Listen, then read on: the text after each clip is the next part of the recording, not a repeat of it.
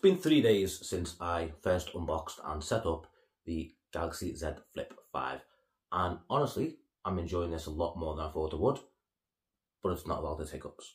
Let's talk about it. So the first thing is the design. I'm actually a really big fan of the design, and it's been such a long time since I've had smooth glass on the back of any phone. It's always a matte finish now on every phone, that I really appreciate it going smooth again. And that sounds weird and like a small thing, but it's just that subtle change in your hand once you're used to it. Like at first, a matte finish was really refreshing, but now having that glossiness all around is great. Of course, it does make it incredibly slippy. Being small and black, I mean, just holding it like that in your hand, it is just slipping out, let alone pockets, arms of a chair, or pretty much anything you put this on, it's falling off or it's falling out. But to look at, I really do appreciate it, especially in this cream colour, because the cream doesn't show like fingerprints at all. The front smudges like a mother, but the back looks clean, fresh all the time. The sides as well are a bit of a fingerprint magnet, but hey, things get fingerprints on them, that's what it is. If it bothers you that much, wipe it down on occasion and you'll be fine. But in general, I think it looks great. The front screen is something I've come to appreciate a lot, like really quick as well.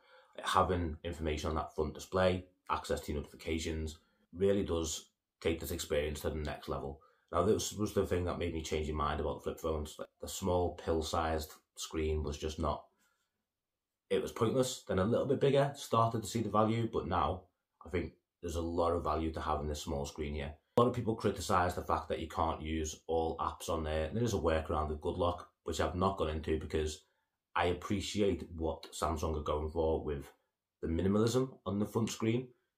Just having the limited access to what you can do, being able to reply to notifications, pay for things, check the weather, your calendar, it makes your use of the phone a lot more intentional. So how many times have we done it where we get a notification, we open up the phone, unlock it, check the notification, and then spend the next half an hour scrolling through Facebook and Twitter and Instagram or whatever? That doesn't happen with this. When you get a notification, you get a call or a text, you're done. You do what you need to do and then you stop. That's it. There's no getting lost and getting distracted in your phone because you have very limited access to it. On my app screen, I just have Maps, Messages, WhatsApp and YouTube. YouTube I'm probably going to take off because I never use it in that mode on that front display. Having this phone with this cover display, even though it seems you're probably going to get distracted more because you can do more with it than the Flip 3 and earlier, or Flip 4 and earlier really. It's just so much more intentional, and I do think that's what Samsung's going for, is in, ironically, as a phone manufacturer, trying to keep us off our phones, which I'll talk about more when it comes to the Fold 5 as well, but I appreciate what Samsung are doing. In the modern age, everyone's stuck looking at the phone, getting distracted, and being a lot less intentional with the use, but that's where this front screen's brought it back to. I'm here for it.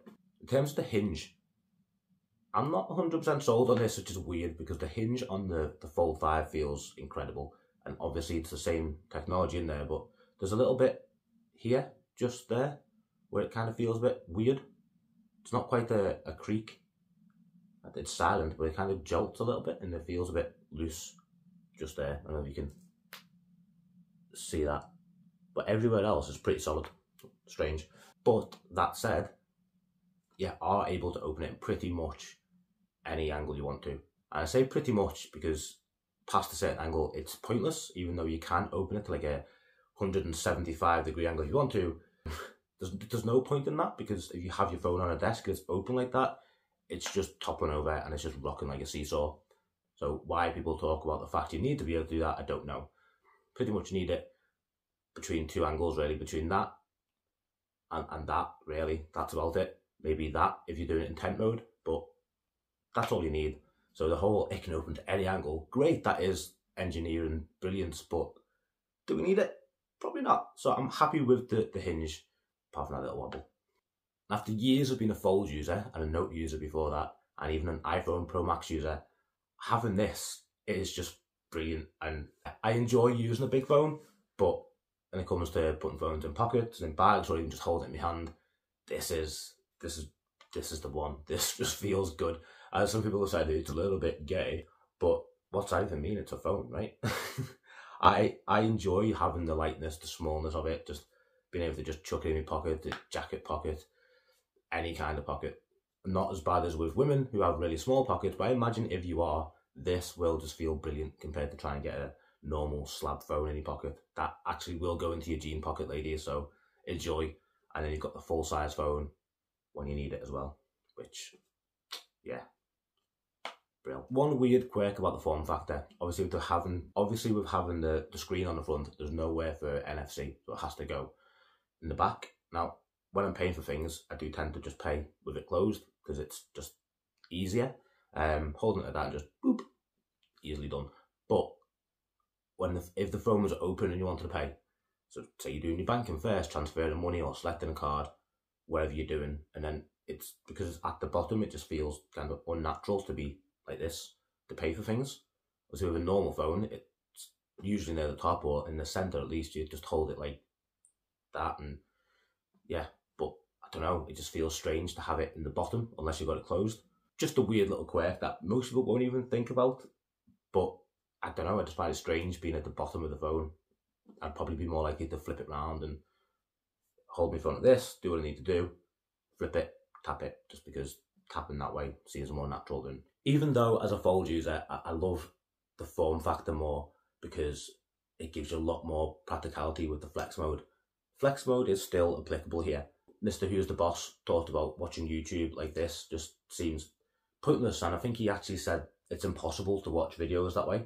It isn't, because the video takes up the top part and you can still use the bottom for scrolling or pausing the video, liking it, browsing the comments or looking for the next video.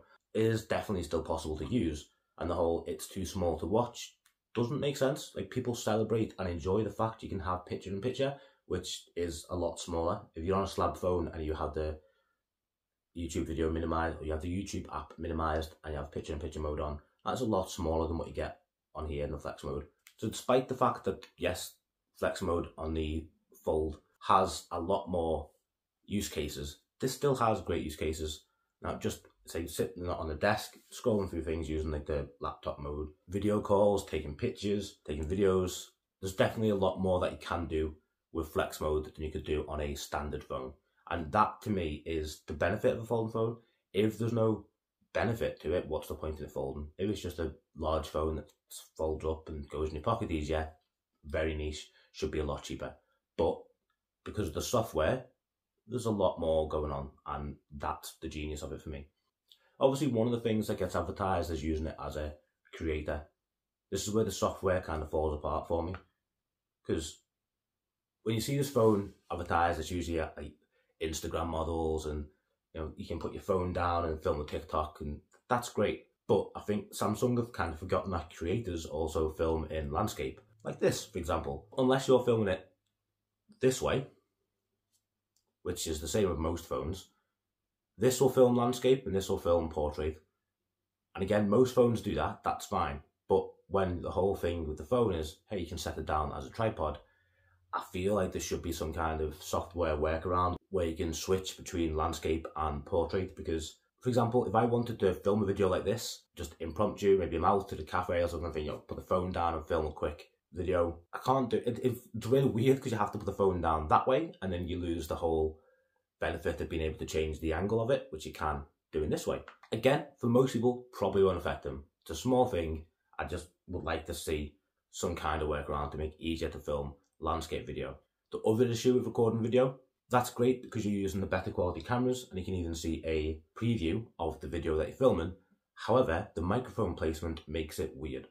There's 3 microphones on the device, 1 at the top here, 2 at the bottom here. So the issue with that is when you're using the best cameras on the device, which are the ones at the back, the microphones aren't in the right direction. So if you're filming and talking like this, then it's going to sound really weird and muffled because the microphones are facing the opposite way. Like the microphones are here, picking up sound from this way, and the video is here, which is just, that's not right. I know it's probably a bit cramped up on the front, given the display and the cameras, but I don't see why we can't just have a little pinhole here for a microphone. I know the internals are smaller, but there's got to be space there for a microphone, right? And that just makes sense. I mean, even if you're filming a video like this, it's going to sound weird. And if you film a video like this, then you're losing the quality because you're using a smaller punch hole camera from the internal display. Not as good quality as using the 12 megapixels on the back. So you gotta make a sacrifice one way or another. Either it's sound or it's video quality. On the subject of it being 12 megapixel cameras, I know a lot of people are disappointed in that. They're not anywhere near flagship cameras at all. But megapixels aren't everything. I mean, so I know you're getting like 200 megapixels and like 50 megapixels on a lot of phones now, 48 megapixels on the iPhone, but they don't tell the full story. Are these pictures going to be mind-blowing? Are you going to print them out and put them on your wall? Are you going to are you going to win the top camera comparison tests? Probably not, no, in all reality, especially not the ultra-wide, because that's a bit hazy and a bit weird. But in general, if you take a picture of your kids, or you're out in the park, you're taking selfies at the beach, taking a picture of your dog, it's going to be fine, right? I don't think anyone makes a bad camera in 2023, apart from maybe the under-display ones, but they don't really count. You won't be disappointed with it. You might get the occasional miss, and you're definitely going to get the occasional motion blur, but that's like a trademark of Samsung's now. But I have taken some low light quality pictures that have turned out perfectly fine. A little bit of motion blur here and there in low lighting situations, but in general, I take pictures, post them to Twitter and Instagram. Go follow me, by the way, links in the description. And you'll be happy with the pictures. They're not overly grainy. They're not really distorted. They're not bad pictures. You might be able to pixel peep a few of them and find a bit of fringing and things like that, but it's just nitpicking. In general, if you post a picture to your Instagram, you send one to your family, people aren't going to be like, oh, what is that? What potato did you use to take that picture? They're going to be fine with it. That's what matters. The same goes for videos. Videos recorded on it aren't going to be top quality videos that are going to win Oscars, but that's not what this phone's for. It's for Instagram Reels and TikTok stories. I mean, that's what really people with this phone should be doing, and that's the occasional like home movie with the kids. And again, if you're more focused on how good the quality of the video is rather than the sentimental value of looking back on that video in 5 years' time, then there's something wrong with you. Do you mean, let's just get a grip and let's just be happy with the quality we've got. As long as it's good enough to capture memories and make us smile when we watch them back, then get over it. It's good enough. So, camera quality, the pass. I'm happy with it. It's great. It's fine. It does. It goes in your pocket and it's great. It's portable. Now, on to battery. This one, 50-50. 3,300 milliamp hour battery. Little bit nervous going in, but on a full charge, this phone will easily get me through maybe a day and a half of light use. Probably a day on heavy use. And again, depends on what you're doing with it. But it's nothing to worry about. Not as worrying as what you would think looking at the numbers on paper. 3,300 milliamp hour just kind of hits you like, oh God, no, can't use it.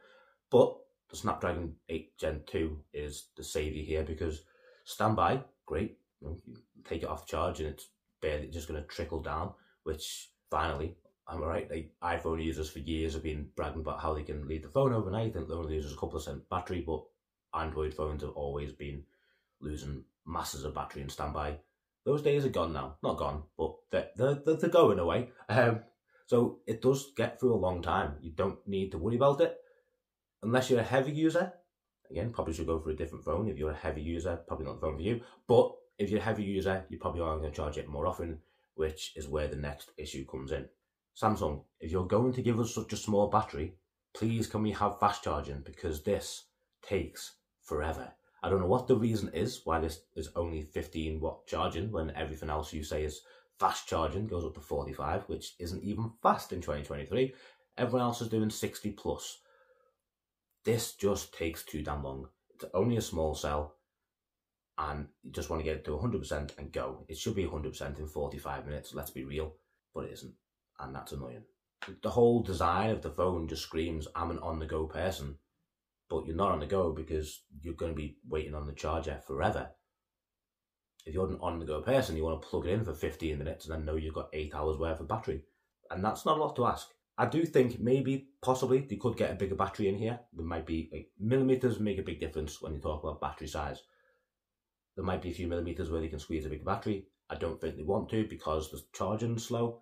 And the bigger the battery, the longer it takes to charge. Obviously, that's just logic. But in terms of why it's only 15 watt, I have no idea.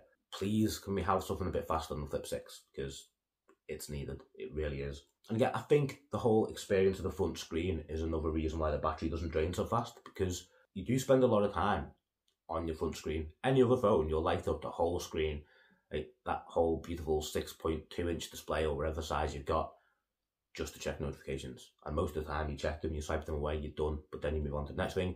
When you're just using this small little square on the front, you do get less distracted, yes, but also it's only half the size of a phone screen. So even if you spend a long time on the front display, you're not going to be worried about the battery. The battery is not a big concern. It doesn't drain fast when you're only using that. Obviously it drains faster when you're using that, which is much bigger, much brighter, and also has 120 Hz. That only has 60, which, just to circle back around when we talked about the screen before, is 60 Hz an issue? No, because you shouldn't be gaming on this and you shouldn't be watching films on this. You are looking at notifications, you are checking the date, checking the time. Why would you want 120 Hz on it? I don't know. The bigger thing to want is going down to 1 Hz, because if you have it always on display, which looks really cool by the way, I want that on all the phones, you don't want it to drain much battery. So going down to 1 Hz is more important than having 120 Hz, in my humble opinion. Look, it's still early days of this phone, and I am really enjoying it so far. Can't wait to dive deeper and find out more little quirks and things as the times go on. So I will be updating with another video further down the line. However, if you enjoyed this video, give it a thumbs up, subscribe to come back for more, and if you have any questions, let me know in the comments. Thank you for watching. I appreciate you. Good day.